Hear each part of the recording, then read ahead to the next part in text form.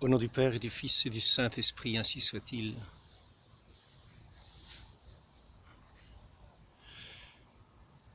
Ce jour-là, vers 4 heures, il y avait encore 500 ou 600 personnes stationnant de la sorte sur les rives du Gave. En ce même moment, une scène déchirante se passait autour d'un berceau dans une pauvre maison de Lourdes, où demeurait une famille de journaliers, Jean Bohor et Croisine Ducout, sa femme. Dans ce berceau gisait un enfant de 2 ans environ, infirme, mal constitué, n'ayant jamais pu marcher, constamment malade et épuisé depuis sa naissance par une fièvre lente, une fièvre de consomption que rien n'avait pu vaincre. Malgré les soins éclairés d'un médecin du pays, M. Pérus, l'enfant touchait à son heure dernière. La mort étendait ses teintes livides sur ce visage que de si longues souffrances avaient rendu d'une maigreur effrayante. Le père calme dans sa douleur, la mère au désespoir le regardait mourir. Une voisine façonnette, Gozo, s'occupait déjà de préparer des linges pour ensevelir le corps et en même temps, elle s'efforçait de faire entendre à la mère des paroles de consolation. Celle-ci était éperdue de douleur. Elle suivait avec anxiété les progrès de l'agonie. L'œil était devenu vitreux, les membres étaient dans une immobilité absolue, la respiration avait cessé d'être sensible. « Il est mort, dit le père. »« S'il n'est pas mort, dit la voisine, il va mourir, ma pauvre amie. Allez pleurer auprès du feu pendant que, tout à l'heure, je le plierai dans ce linceul. » Croisine Ducout semblait ne pas entendre. Une idée soudaine venait de s'emparer de son âme, et ses larmes s'étaient arrêtées. « Il n'est pas mort, s'écria-t-elle, et la Sainte Vierge de la grotte va me le guérir. La douleur la rend folle, dit tristement Bohor. La voisine et lui essayaient vainement de détourner la mère de son projet. Celle-ci venait de tirer du berceau le corps déjà immobile de l'enfant et l'avait enveloppé dans son tablier. « Je cours à la Vierge » s'écria-t-elle en se dirigeant vers la porte. Mais la bonne Croisine, lui disait son mari et façonnette, « Si notre Justin n'est pas entièrement mort, tu vas le tuer tout à fait. » La mère, comme hors d'elle-même, ne voulut rien entendre. « Qu'il meure ici ou qu'il meure à la grotte, qu'importe, laissez-moi implorer la Mère de Dieu. » Elle sortit en portant son enfant, comme elle l'avait dit. Elle courait à la Vierge. Elle marchait avec une rapidité, priant à haute voix, invoquant Marie, ayant aux yeux de ceux qui la voyaient passer des allures d'une insensée. Il était près de 5 heures. Quelques centaines de personnes se tenaient devant la roche Massabielle, chargée de son précieux fardeau. La pauvre mère perça la foule. À l'entrée de la grotte, elle se prosterna et pria. Puis elle se traîna à genoux vers la source miraculeuse. Sa figure était ardente, ses yeux animés et pleins de larmes. Toute sa personne en un certain désordre occasionné par l'extrême douleur. Elle était arrivée près du bassin, creusé par les carriers. Le froid était glacial. Que va-t-elle faire, se disait-on. Croisine tire de son tablier le corps tout nu de son enfant à l'agonie. Elle fait sur elle-même et sur lui le signe de la croix. Et puis sans hésiter, d'un mouvement rapide et déterminé, elle le plonge tout entier, sauf la tête, dans l'eau glacée de la source. Un cri d'effroi, un murmure d'indignation sort de la foule. « Cette femme est folle !» s'écrie-t-on de toutes parts, et l'on se presse autour d'elle pour l'empêcher. « Mais voulez-vous donc tuer votre enfant ?» lui dit brutalement quelqu'un. Elle semblait qu'elle fût sourde. Elle demeurait comme une statue, la statue de la douleur, de la prière et de la foi. Un des assistants lui toucha l'épaule. La mère se retourna alors, tenant toujours son enfant dans l'eau du bassin. « Laissez-moi, laissez-moi, dit-elle d'une voix à la fois énergique et suppliante. Je veux faire ce que je pourrai, le bon Dieu et la Sainte Vierge feront le reste. » Plusieurs remarquèrent la complète immobilité de l'enfant et sa physionomie cadavérique. « L'enfant est déjà mort, disent-ils. Laissons-la faire, c'est une mère que la douleur égare. » Non, sa douleur ne l'égarait point. Elle la conduisait au contraire dans le chemin de la foi la plus haute, de cette foi absolue, sans hésitation et sans défaillance, à laquelle Dieu a promis solennellement de ne jamais résister. La mère de la terre sentait au fond d'elle-même qu'elle s'adressait au cœur de la mère qui est au ciel. De là cette confiance sans borne.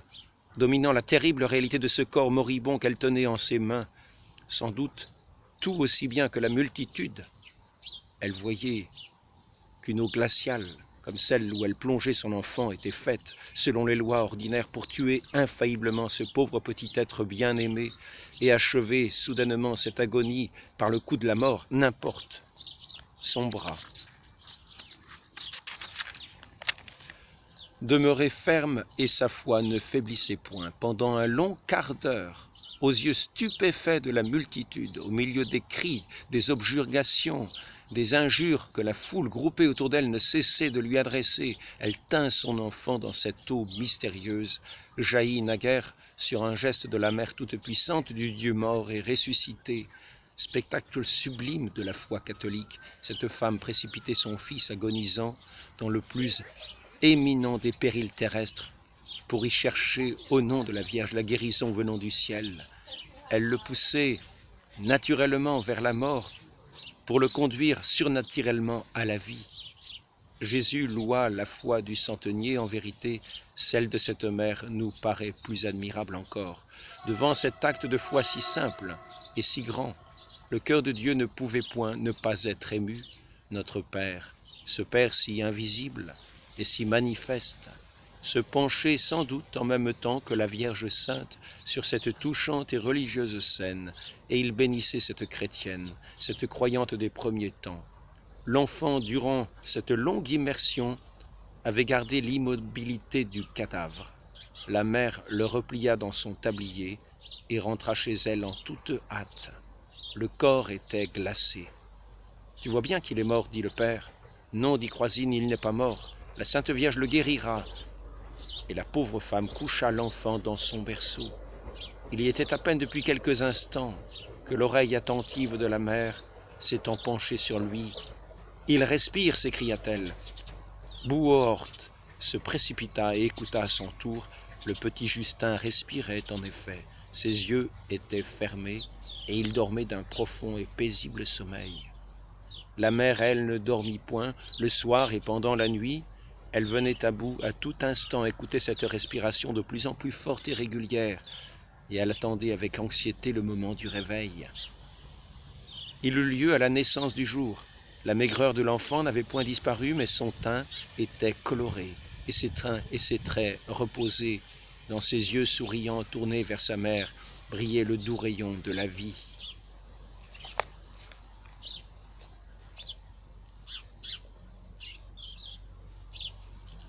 Le Verbe éternel du Père céleste, notre Seigneur Jésus-Christ, l'alpha et l'oméga de l'univers, qui par sa parole créa toutes choses dans cet univers, visible aussi bien que invisible, créa l'homme à son image. Il le créa d'un corps et d'une âme. Et nous voyons dans tous les évangiles que Dieu n'est pas sourd aux atteintes des corps et qu'il guérit aussi bien les corps que les âmes, car sa création est un tout. Et c'est tout entière que sa création, sans aucune tache, sans aucune ombre, sans aucun repli, doit être tournée vers son Créateur, comme dans une louange immense et universelle. Et dans cette création, tout à la gloire et à la louange de Dieu, notre Seigneur nous dit que il n'est pas indifférent, il n'est pas jusqu'au moindre cheveu qui ne soit compté. Et que s'il pense jusqu'au moindre moineau, jusqu'à la providence du moindre moineau jusqu'à sa nourriture et jusqu'aux fleurs des champs, pour les habiller avec un tel ravissement, avec un tel éclat, avec de telles couleurs, avec une telle beauté. Il ne faut pas s'imaginer qu'il pense moins à notre pauvre humanité égarée. Ainsi, après sa descente de la croix, le corps de notre Seigneur Jésus-Christ s'est trouvé placé dans un tombeau sombre, après que la pierre eut été roulée. Dans le silence et la nuit, 2-3 jours.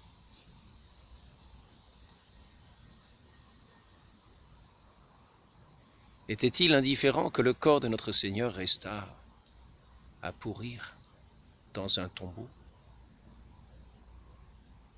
Ou était-il juste que ce corps vint à ressusciter, lui qui est un corps parmi les corps, dans toute la création, qui est appelé à la louange de Dieu, à ce corps si sublime, qui au même titre que le Verbe éternel a subi les avanies du monde, en haine de Dieu, de Satan qui voulait vaincre et emporter l'empire du monde sur tous les êtres, sur tous les corps, pour les soustraire à la lumière de Dieu et à sa gloire, dans une injure suprême, un affront odieux.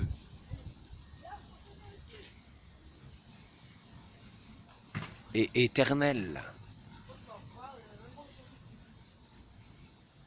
Mais notre Seigneur est descendu dans ce tombeau obscur où son corps a reposé et la divinité demeurait avec lui,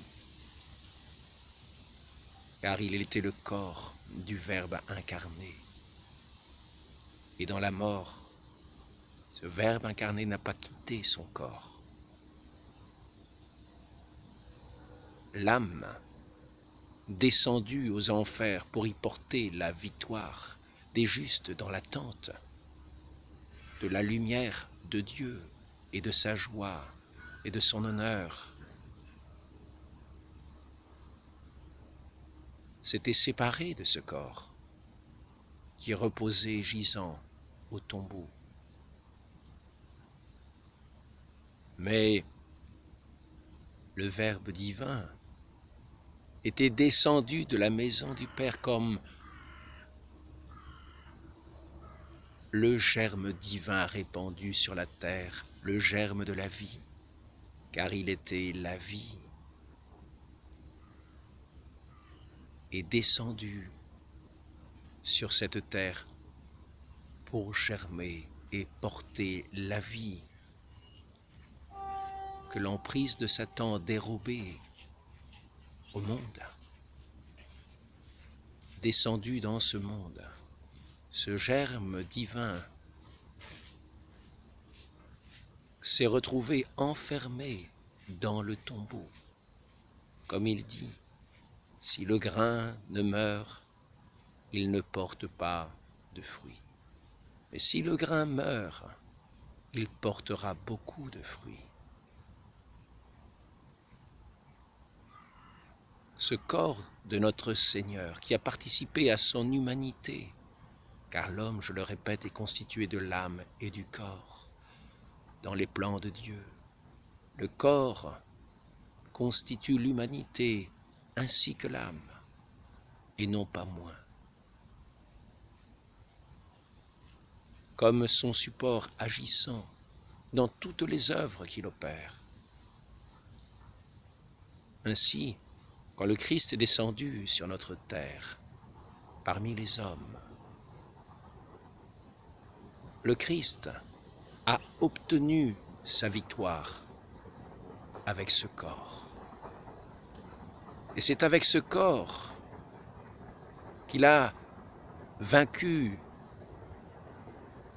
toute la haine du démon, du diable, du serpent originel qui tenait l'humanité comme enchaînée dans le mensonge, dans toutes les captivités, dans la séduction et dans la mort spirituelle. Et ce corps a participé à la victoire du Christ sur la croix, en endurant les supplices. Il a participé à la victoire universelle qui a brisé tous les jougs et tous les liens de l'humanité afin de rendre à l'univers sa vie et sa destinée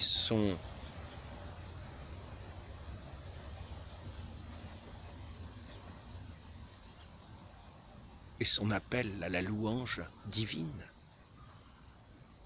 à cette louange éternelle pour laquelle Dieu a fait sa création. Ainsi ce corps gisait au tombeau. Devait-il rester inerte? Devait-il périr alors que la victoire était accordée à tout l'univers qui venait non seulement vaincre la haine, non seulement vaincre Satan, qui tenait cet univers sous son joug, le monde sous son joug. Ce corps devait-il rester inerte dans une telle victoire? Ou fallait-il aussi vaincre la mort, qui était la dernière atteinte du péché, de Satan, dont le venin mortel, partout où il se répandait, portait les traces de ce qu'il était en lui-même, le rebelle de Dieu, l'ange de l'ombre qui s'était détourné de la lumière et rebellé contre celui qui est la lumière et qui n'avait en lui et qui n'a en lui que la mort. Ainsi cet ange infernal avait communiqué son venin à l'humanité entière qui gisait dans cette ombre de la mort. Et le corps du Christ était allé au tombeau, comme tout homme va au tombeau dans son corps. Mais la victoire apportée était totale. La victoire du Christ sur la croix était totale et l'enfer totalement vaincu et tous les liens brisés. Et brisé aussi ce dernier lien de la mort qui retenait captive la vie. Ainsi, lorsqu'ayant porté la victoire éclatante de la croix,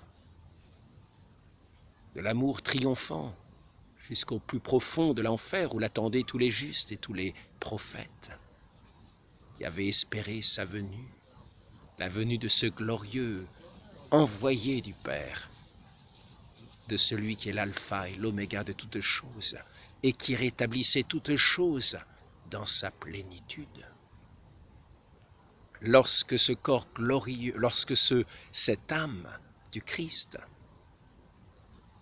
voulut accomplir la victoire totale, il reprit ce corps et le rendit glorieux, à la manière de cette victoire triomphante et glorieuse qui vainquait tous les liens, qui écrasait tous les jougs et qui rendait la liberté non seulement aux âmes, mais aussi au corps. Et ainsi ce corps glorieux du Christ a ressuscité, a ramené dans la victoire de la vie,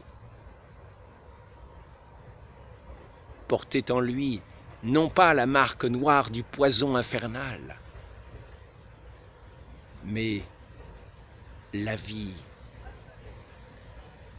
pleine et triomphante dans tout l'éclat de sa liberté. Et ainsi, ce corps qui avait participé à ce combat du Christ, ce corps qui avait participé à la victoire du Christ, participait également à la gloire pleine et entière qui devait éclairer l'univers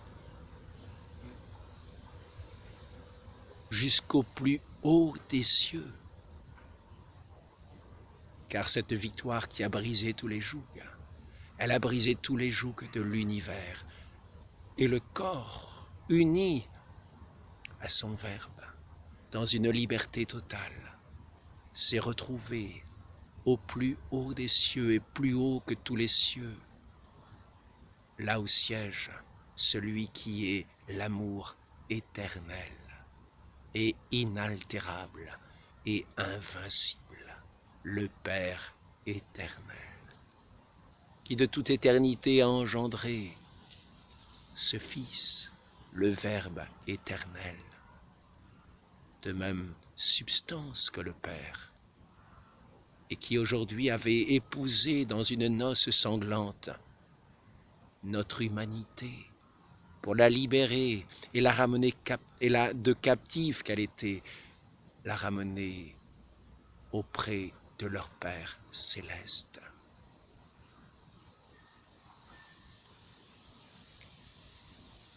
C'est ainsi que toute l'humanité, à la suite du Christ, ressuscité et glorieux et triomphant et lumineux, lumineux de la gloire, de la victoire, de l'amour éternel, accompli dans son Christ, tel le soleil de l'univers. Cette louange, cette gloire à la gloire du Père, appelait à sa suite tous ses disciples, tous ceux qui attendaient ce jour, pour lesquels ils avaient été créés, pour les voir, pour voir cette lumière si belle de leurs propres yeux de chair.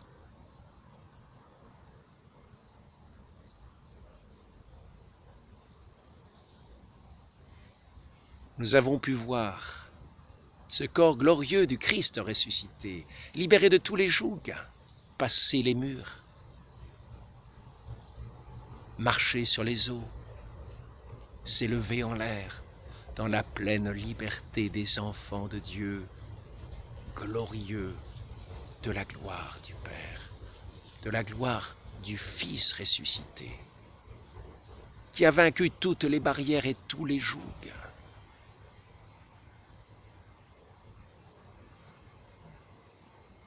Ainsi, ici-bas, nous sommes toujours le joug pesant dans ses conséquences du péché, et nous regardons le Christ à la droite du Père.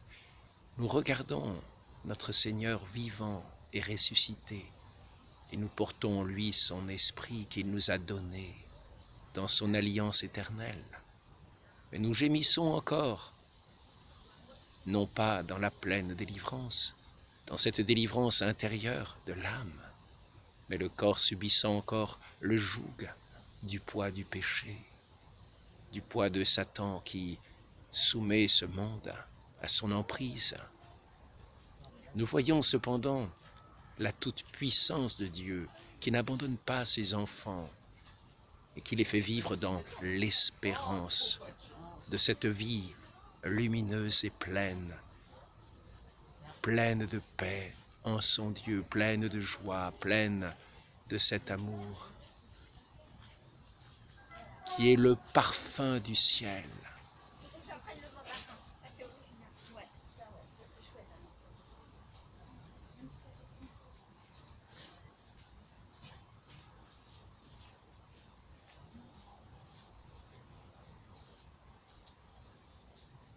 Ce corps du Christ glorieux, nous l'apercevons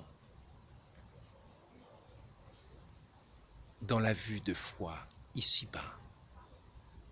Mais nous savons que ce Dieu tout-puissant agit dans sa toute-puissance et qu'il compte, comme je vous l'ai dit, jusqu'à nos moindres cheveux. C'est lui-même qui le dit.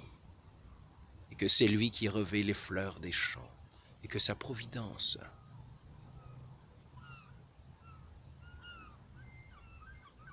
est ici-bas encore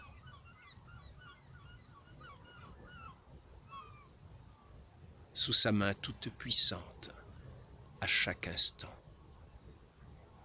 Nous voyons son œuvre de résurrection, annoncer cette résurrection générale, rappeler sa résurrection glorieuse dans ses miracles de Lourdes, dans ces miracles qu'il opère dans tout l'univers, sur les corps et les âmes de la pauvre humanité encore appesantie sous le joug de celui qui est encore ici-bas, qui fait peser encore ici-bas son odieux joug sur ce monde, mais qui en sera libéré dans cette éternité de gloire, où les élus, dans cette même communion de foi et de charité, se rassembleront auprès du Père éternel et du Fils à sa droite, dans un amour égal, même Dieu, où l'humanité est appelée, l'humanité que le Christ a épousée en se faisant homme dans le sein de la Vierge Marie.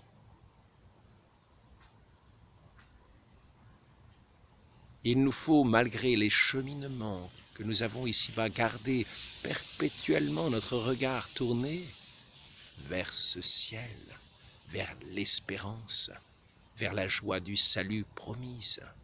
Et ici-bas, c'est le temps de l'épreuve, le temps où nous portons notre croix glorieuse à la suite du Christ, une croix souffrance, une croix de souffrance, où le corps a sa part, où l'âme a ses combats, et où nous devons vaincre dans la foi et la charité et l'espérance de Dieu. Ainsi soit-il.